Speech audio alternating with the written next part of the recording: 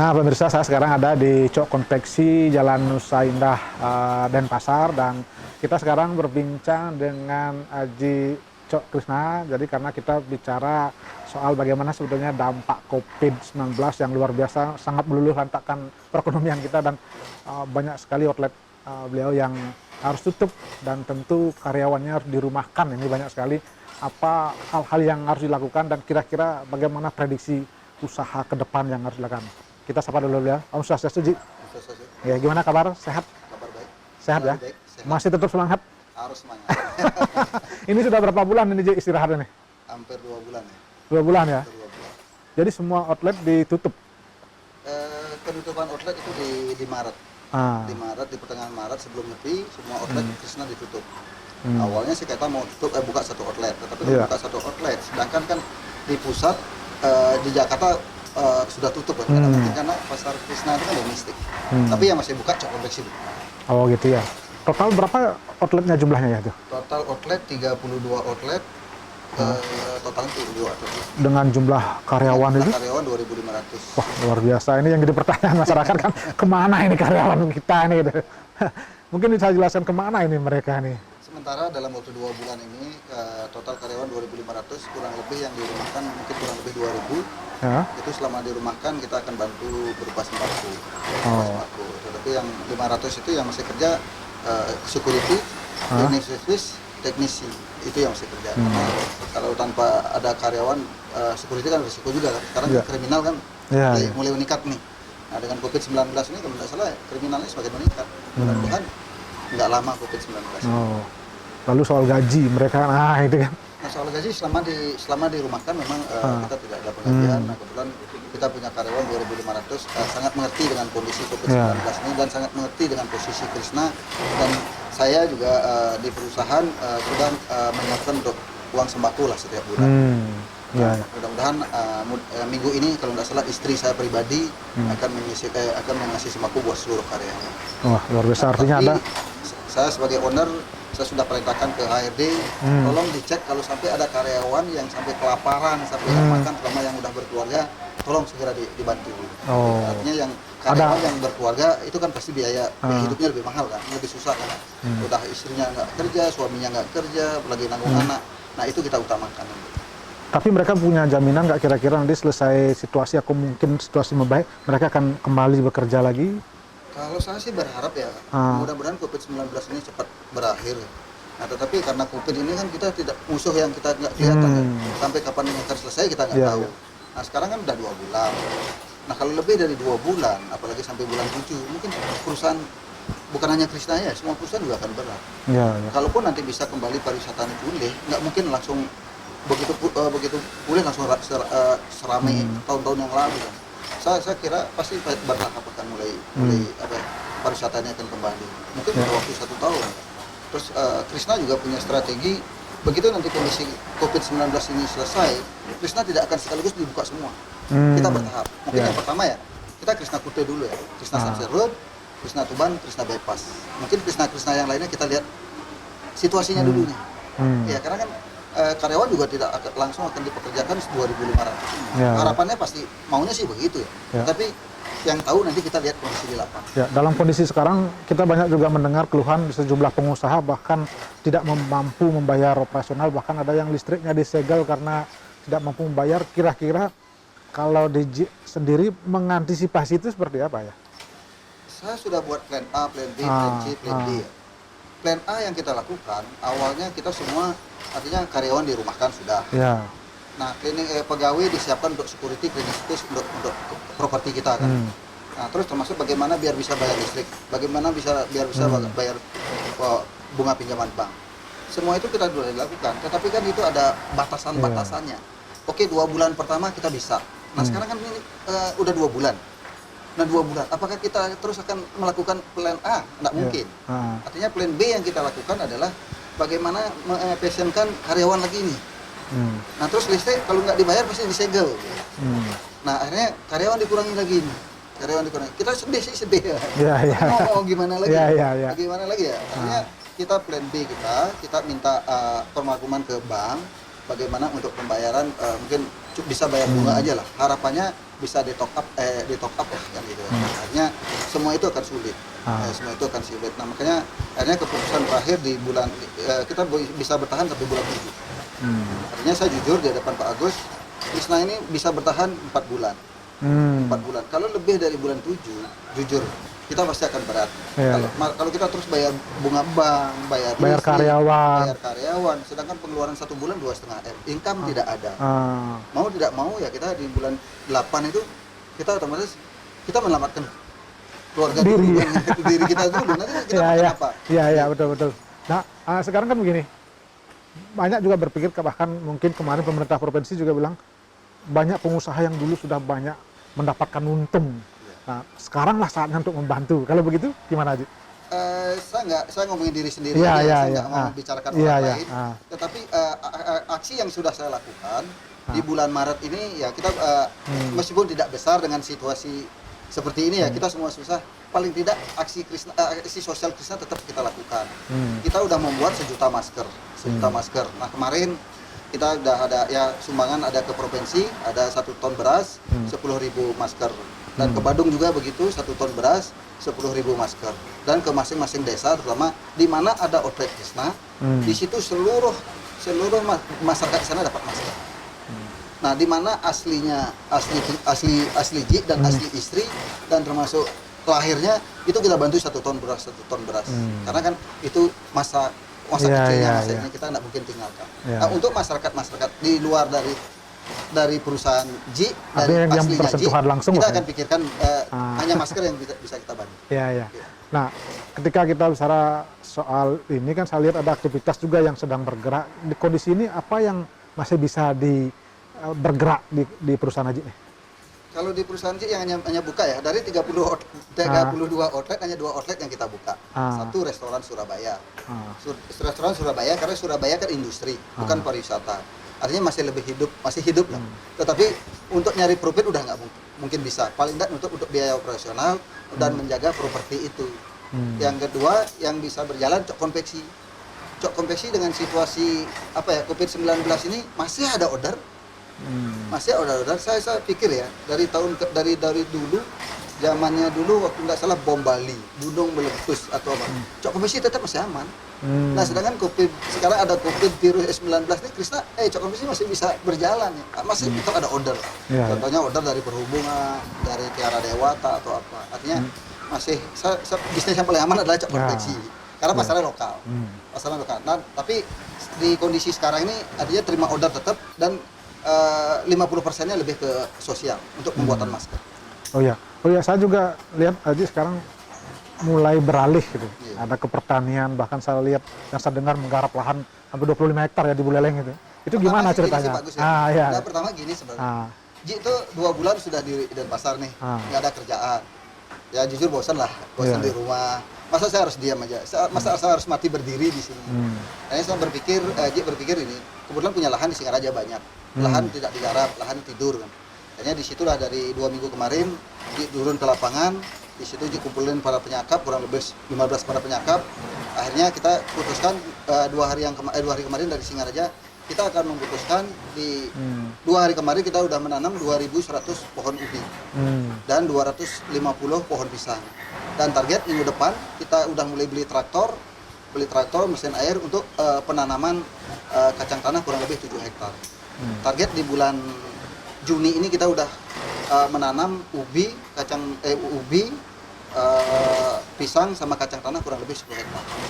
Artinya sekarang Haji beralih menjadi petani ya?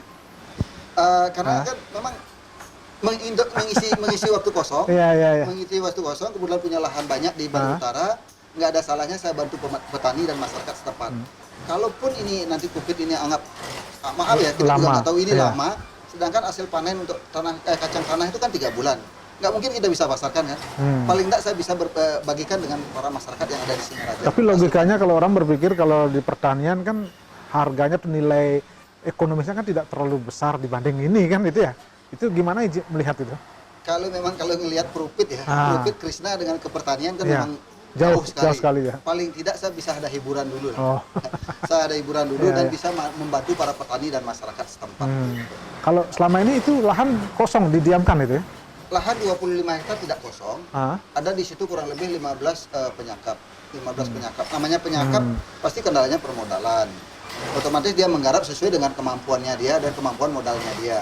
Nah, saya lihat di pertanian di lahan saya itu ada yang garap 2000 meter persegi, ada yang 5000 meter persegi. Nah, untuk kali ini saya jadikan satu.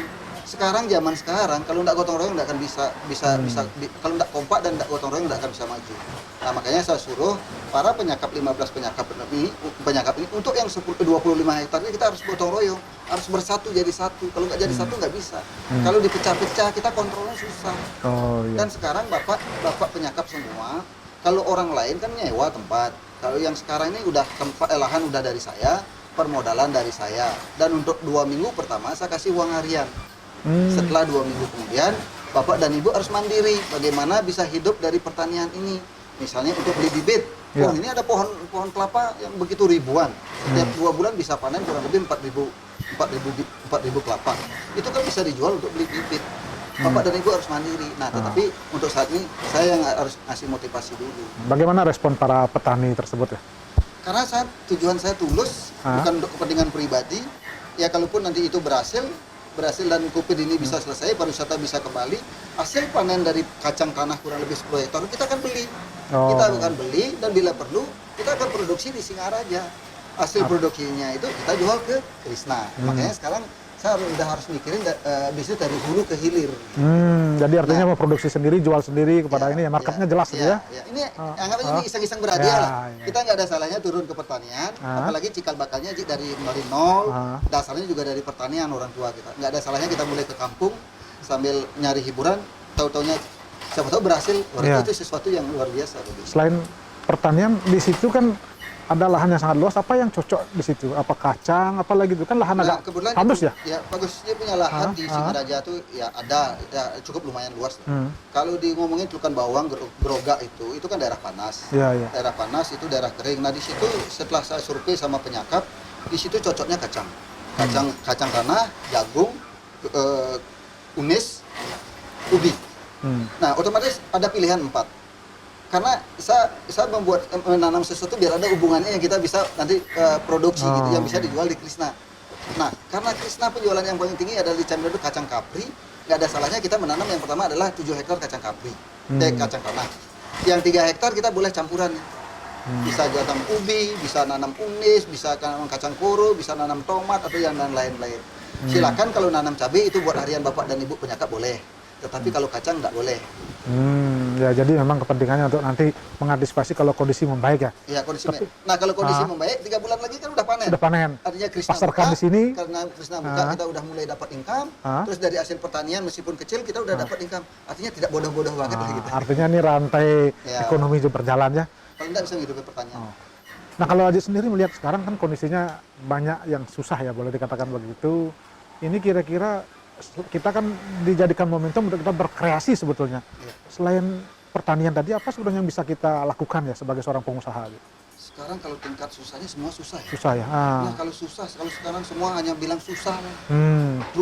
Bagaimana nunggu bantuan, kita sekarang harus bisa berpikir, harus bisa muter otak, harus bisa inovasi gitu. Nah, makanya kita harus bisa, masa harus diam aja di rumah gitu. Nah, makanya sekarang kan ada banyak yang jualan online, ada yang saya lihat sekarang lebih banyak orang balik ke kampung. Nah, orang yang balik ke kampung seharusnya harus mulai ke pertanian. Nah, makanya dengan COVID-19 ini kita cari hikmahnya ya. Hikmahnya sangat positif buat saya. Artinya kalau bawa ke positif ya. Artinya hikmahnya buat kita dan buat semua bagi karyawan saya yang dirumahkan, sudah saatnya kita kembali ke pertanian. Pertanian itu karena di situasi begini kita butuh makanan pokok, pangan kita harus diselamatkan. Meskipun hasilnya kecil, tetapi kan buat harian jauh lebih dari cukup. Gitu. Makanya saya berharap sama karyawan-karyawan saya, makanya yang di Singaraja itu rencananya kita garap bagi karyawan yang rumahnya, saya kan punya lahan di Sumulon, Unggahan, Ularan, Tiga Wase. Semua di Buleleng ya? Ya, semua di Buleleng. Bagi karyawan yang asli Unggahan, nah di situ punya tanah 4,5 hektar. Kalau kalian mau bergotong royong, ayo garap ini. Kita modalin. Gitu sih. Ya kadang-kadang perbedaan mindset itu kan, ketika orang di pariwisata uang gampang. Sekarang ke pertanian kan agak uang yang tidak ada. susah. Ya sekarang jual sesuatu kan susah. Eh, Karena nggak ada uang. Nah contohnya, sekarang semua jualan online, jualan kue itu apa. Takutnya ini semua kayak asuransi. Habis teman kita udah nggak mungkin beli makanan lagi. atau mungkin sistem barter nanti ya, tukar. Makanya lebih baik, kalau menurut saya lebih baik pulang kampung lah ke pertanian. Oh gitu ya. Ya kita ngomongin susah-susahnya di pertanian ya Pak Gus ya. Ah. Banyak karyawan Haji kemarin yang pulang kampung saya tanya, gimana kamu kehidupan kampung? Udahlah Ji, sebatas makan Bisa. bisa. Gitu ya. Oh. Sebatas makan untuk beras bisa aja. Untuk lauk nggak ada masalah di kampung. Masih kalaupun kita masih bisa minta ke tetangga. Yang susah untuk beli daging karena uang nggak ada. Untuk makan, untuk beras nggak ada masalah, untuk lauk pauk nggak masalah. Permasalahan dia mungkin sekali-sekali ingin makan daging itu aja kendala. Ya. Terus bagaimana upaya-upaya pemerintah Bali menurut Aji yang sudah dilakukan kira-kira sebagai seorang pengusaha yang berdampak langsung begini, apa sudah efektif atau mungkin gimana ya? Kalau di sekarang suara-suara di luar kok sumbangan belum turun atau gimana ya? Saya ngelihat ya, maaf ya, saya ngelihat pemerintah pusat, presiden, termasuk provinsi, gubernur kita kan, mungkin dia pasti sangat hati-hati sekali, sangat hati-hati mengeluarkan kebijakan. Karena kalau salah mengeluarkan kebijakan nanti namanya masyarakat kan. Mungkin saya lihat Pak Presiden juga sudah memikirkan semuanya, termasuk juga kalau provinsi Pak Gubernur sudah memikirkan semuanya. Ini saya yakin Pak Gubernur pasti sudah memikirkan terutama rakyatnya. Nah, mudah-mudahan COVID-19 ini nggak lama. Kalau bisa ini bulan Mei udah selesai, rasanya peran pemerintah sudah tidak terlalu berat. Gitu. Nah, untungnya ya terutama kita masyarakat Bali ya sangat mengerti dengan posisi ini, keadaan ini dan sangat menyadari dengan COVID-19 ini. Seperti contoh karyawannya aja nggak ada yang nuntut banyak dan banyak sekarang yang sukarela Pak Gus. Iya. Ya kita harus dukung pemerintah pusat dan provinsi termasuk gubernur kita kan. Nah sekarang saya ngomongin karyawannya Ji aja, karyawan Ji 2.500. Nah sekarang Ji mau berlakukan mengurangi karyawan untuk di cleaning service atau security. Akhirnya karyawan kemarin di Singaraja boleh nggak saya sukarela? Saya membantu untuk Artinya tetap bekerja sukarela, harus sukarela walaupun digaji. Nah. Ya paling tidak harapannya karyawannya Ji ya uang bensin lah. Ya 10.000 15.000 nggak masalah. Sukarela. Mungkin karena mereka sudah mengerti kondisi kita hadapi semua ini ya. Saya nggak akan sanggup lagi kalau ini sampai bulan 8 COVID-19 ini perusahaan nggak akan sanggup bayar. Karena income tidak ada. Nah sekarang ada solusi nggak kalian? Aji Krisna, saya boleh nggak sukarela? Saya mungkin nyapu, motong rumput atau apa, terserah seikhlasnya Aji lah. Tetapi kalau boleh, sekali saya kerja dibayar 15.000 aja untuk uang transport atau apa. Itu kan sesuatu banget ya. Ya itu sebenarnya. Mungkin harapan Aji kepada masyarakat kita, bagaimana kita menghadapi COVID ini seperti apa ya? Ya saya berharap kepada seluruh masyarakat Bali dengan COVID-19 ini kan dunia. Ya dunia yang bersedih kan. Nah, saya berharap jangan saling menyalahkan. Jangan saling menyalahkan. Mari sekarang introspeksi diri. Ini semua ini ambil hikmahnya. Segala sesuatu yang diberikan oleh Tuhan, cobaan yang diberikan oleh Tuhan tidak ada yang tidak baik. Tergantung kita cara mengambil berpikirnya ini membawa kemana pikiran kita. Makanya kekayaan alam kita kan sangat banyak. Ayo, mari kita bergotong royong. Ayo buat ini garap pertanian kita sambil menunggu COVID-19. Baik, terima kasih Haji Krisna, luar biasa ya. Mudah-mudahan bisa memberikan inspirasi di saat kondisi begini kita bisa berpikir kreatif sehingga kita bisa bertahan dan harapan kita tentu lebih baik nanti ya. Situasi ini akan bisa segera berakhir ya. Terima kasih Haji Krisna ya. Dan pemirsa, demikian tadi perbincangan kami dan mudah-mudahan bisa menjadi inspirasi dan mari kita bangkit bersama untuk melawan COVID karena kita yakin setelah ini situasi akan jauh lebih baik dan kita bersama-sama untuk bisa menjadikan momentum ini untuk bisa lebih baik lagi. Terima kasih dan kami akhiri dengan Parama Santi. Om Santi Santi Satya.